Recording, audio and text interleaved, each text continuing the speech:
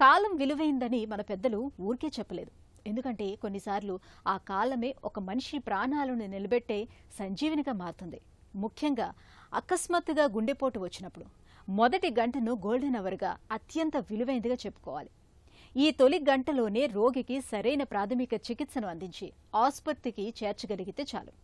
ఖచ్చితంగా ఆ వ్యక్తిని మృత్యుకోరం నుంచి బయటకు తీసుకురావచ్చు. అయితే దురదృష్టవశాత్తు చాలా మంది దీనిపై సరైన అవగాహన లేక గ్యాస్ నొప్పనో మరేదో నొప్పి అనో విలువైన కాలాన్ని వృధా చేస్తున్నారు. చివరకు ప్రాణాల మీదకు తెచ్చుకుంటున్నారు. గుండెపోటు సమయంలో గోల్డెన్ అవర్ ప్రాధాన్యం గురించి డాక్టర్ని అడిగి ఇప్పుడు తెలుసుకుందాం.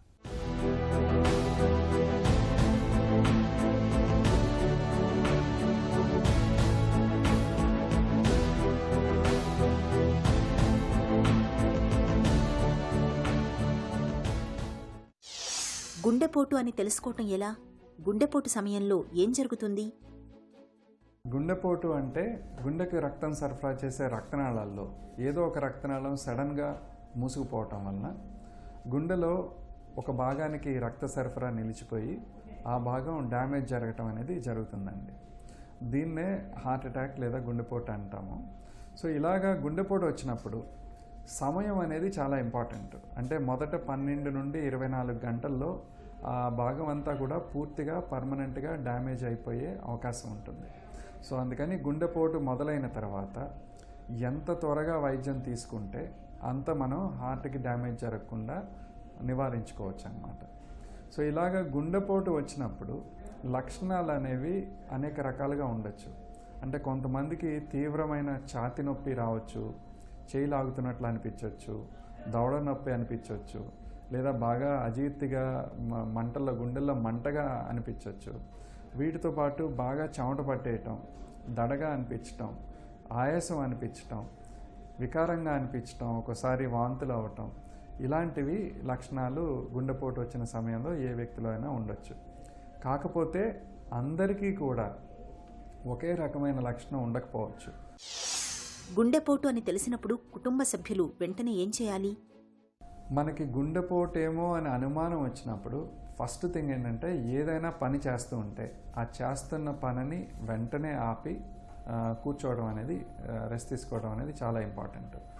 రెండోది, అలాంటి లక్షణాలు కనిపించినప్పుడు, అనుమానం ఉన్నప్పుడు, అంటే అది గుండెపోటు కావచ్చు కాకపోవచ్చు, కానీ అలాంటి లక్షణాలు వచ్చి ఇది గుండెపోటు ఏమో అని అనుమానం ఉన్నప్పుడు స్వంతగా డ్రైవ్ చేసుకుంటూ హాస్పిటల్కి మాత్రం వెళ్ళొద్దు.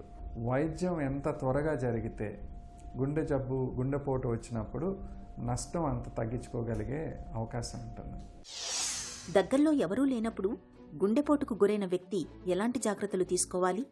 గుండెపోటు వచ్చి దగ్గరలో మనకి అంటే మన ఇంట్లో ఎవరు లేనప్పుడు వెంటనే వీలైతే అంబులెన్స్కి ఫోన్ చేయటం ఇంపార్టెంట్ అని.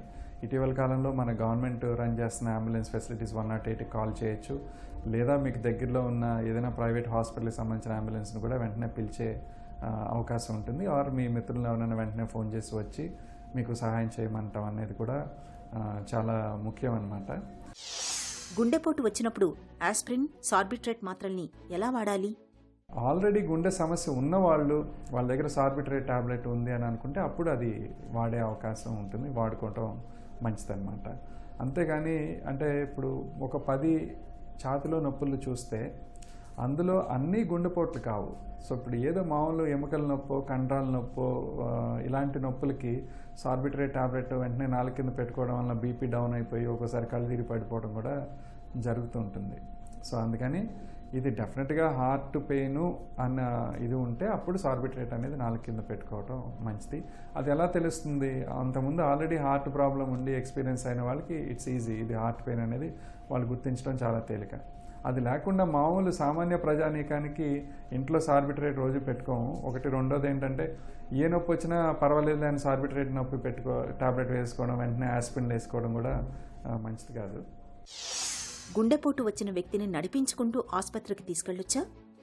గుండెపోటు ఏమో అని అనుమానం ఉంటే నడవటం అనేది, లేదా మెట్లెక్కడం కానీ, బయటికి వెళ్ళటం కానీ, సెల్ఫ్ డ్రైవింగ్ చేయటం కానీ వీలైనంత వరకు చేయకూడదు. ఎవరైనా సహాయం తీసుకుని వీల్ చైర్ ఉంటే వీల్ చైర్, లేదా అట్లా ఫిజికల్ యాక్టివిటీ వీలైనంత వరకు తగ్గించుకుని వెంటనే ఇమీడియట్గా హాస్పిటల్కి వెళ్ళటం అనేది చాలా ముఖ్యం అండి. గుండెపోటు వచ్చినప్పుడు సాధ్యమైనంత గట్టిగా దగ్గితే ఫలితం ఉంటుందా? చాలా వరకు సోషల్ మీడియాలో ఇలాంటి సర్క్యులేట్ అవుతుంటాయి. అంటే గుండెపోటు వచ్చినప్పుడు బాగా తగ్గితే ఏదో ప్రాణాలు కాపాడుకోవచ్చు ఈ టైప్లో. అది కరెక్ట్ కాదండి. అంటే ఇప్పుడు బేసికల్గా ఏంటంటే కొన్ని సందర్భాల్లో అంటే దానికి కొంత సైంటిఫిక్ బ్యాక్గ్రౌండ్ ఉంది. మనం బాగా గట్టిగా దగ్గినప్పుడు మన ఛాతీలో ఉండే ప్రెషరు కొంచెం పెరుగుతుంది. వేగల్ స్టిమ్యులేషన్ అనేది కొంతమందిలో జరగవచ్చు. సో దానివల్ల ఇండైరెక్ట్గా హార్ట్ మీద కొంత ఎఫెక్ట్ ఉండొచ్చు.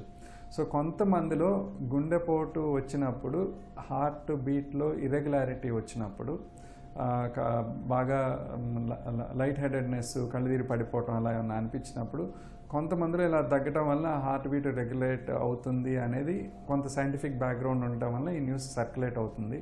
బట్ అంతేగాని గుండెపోటు వచ్చిందని వెంటనే అలా కూర్చుని ఎక్కువ దగ్గటం అలాంటివి చేయటం వల్ల ఉపయోగం ఏమీ ఉండదండి.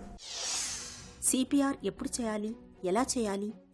సిపిఆర్ అంటే కార్డియోపల్మనరీ రిససిటేషన్ అండి.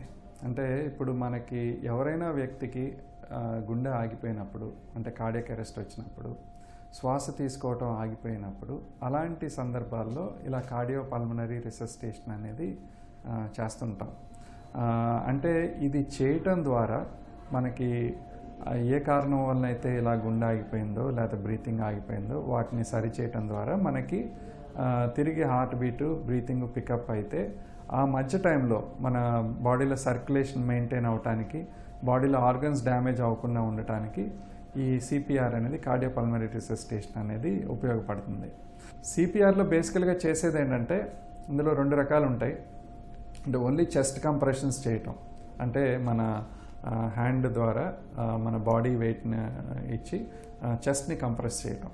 సో అది అలా నిమిషానికి 100 సార్లు చేయొచ్చు. సో అది బేసికల్గా హార్ట్ మీద ప్రెషర్ ఇచ్చి హార్ట్ ఆగిపోయినప్పుడు హార్ట్ ఎలా పంప్ చేస్తుందో అలా కొంతవరకు సర్క్యులేషన్ మెయింటైన్ చేయడానికి హెల్ప్ చేస్తుంది. రెండో కాంపొనెంట్ బ్రీతింగ్. అంటే ఇది అన్నిసార్లు వీలు అవ్వకపోవచ్చు అన్ని సందర్భాల్లో కూడా. సో ఇలా కార్డియాక్ మసాజ్ చేస్తూ, అంటే చెస్ట్ కంప్రెషన్ చేస్తూ మౌత్ టు మౌత్ బ్రీతింగ్ ఇవ్వటం కూడా ఒక ఆప్షను. కానీ అట్లీస్ట్ మన హ్యాండ్ కంప్రెషన్ చేయటం, చెస్ట్ కంప్రెషన్ చేయటం ఇంతవరకు చాలామంది ఇంట్లో అయినా వెంటనే ఇనిషియేట్ చేయగలిగే అవకాశం ఉంటుంది. సో ఇది జనరల్గా అవేర్నెస్ బిల్డప్ చేసి మనకి సోషల్ మీడియాలో చాలా ఉన్నాయి వీటి మీద వీడియోస్. ఒకసారి చూసుకుంటే అది అందరికీ ఉపయోగపడే అంశం అండి. గుండెపోటు విషయంలో మనకి ఎలాంటి అవగాహన అవసరం? టైం గడిచే కొద్దీ గుండెకి డ్యామేజ్ అనేది జరుగుతుంది మన ఇంట్లో ఫైర్ యాక్సిడెంట్ లాగానే. సో ఎంత త్వరగా వైద్యం తీసుకుంటే మనకి నష్టాన్ని అంతవరకు నివారించుకోగలిగే అవకాశం ఉంటుంది. సో ఈ వైద్యం తీసుకోవాలి అని అనుకుంటే ఫస్ట్ ఆ పేషెంట్ వైద్య సహాయం కోరటానికి తనకి గుండెపోటు ఏమన్నా అనుమానం ఉండాలి. అంటే ఆ వైద్య సహాయం, ఆ గుండెకి సపోర్ట్కి సంబంధించిన లక్షణాలను గుర్తించి ఇది గుండె సమస్య అయ్యే అవకాశం ఉంది, ఇది గుండెపోటు ఏమో అని అనుమానం ఉంటే వెంటనే వెళ్ళి హాస్పిటల్లో ట్రీట్మెంట్ తీసుకోవడం అనేది చాలా ముఖ్యం. దీన్ని గోల్డెన్ అవర్ అంటాం. అంటే మొదటి 2-3 గంటల్లో వెంటనే వైద్యం తీసుకుంటే హార్ట్ డ్యామేజ్ జరగకుండా ప్రివెంట్ చేయొచ్చు. సో దానికి గుండెపోటుకి సంబంధించిన లక్షణాల గురించి అవగాహన పెంచుకోవటం, ఏమైనా అనుమానం ఉన్నప్పుడు అశ్రద్ధ చేయకుండా వీలైనంత త్వరగా హాస్పిటల్కి వెళ్ళటం, ట్రీట్మెంట్ తీసుకోవడం అనేది చాలా ఇంపార్టెంట్ అండి. గుండెపోటు అంటే మన పాలిట పిడుగుపాటి. ప్రాణాల మీదకు వచ్చే ఇలాంటి విపత్కర పరిస్థితుల్లో మనం ఆగమేఘాల మీద స్పందించినప్పుడే ఆయువు పట్టు లాంటి గుండెను కాపాడుకోగలం. ముఖ్యంగా గోల్డెన్ అవర్ అయిన తొలి గంటలో వేగంగా ఆసుపత్రికి చేరగలగడంతో పాటు అంతే వేగంగా చికిత్స పొందగలగాలి. సకాలంలో సత్వర వైద్యం పొందినప్పుడే నిండు ప్రాణాల్ని నిలుపుకోగలం.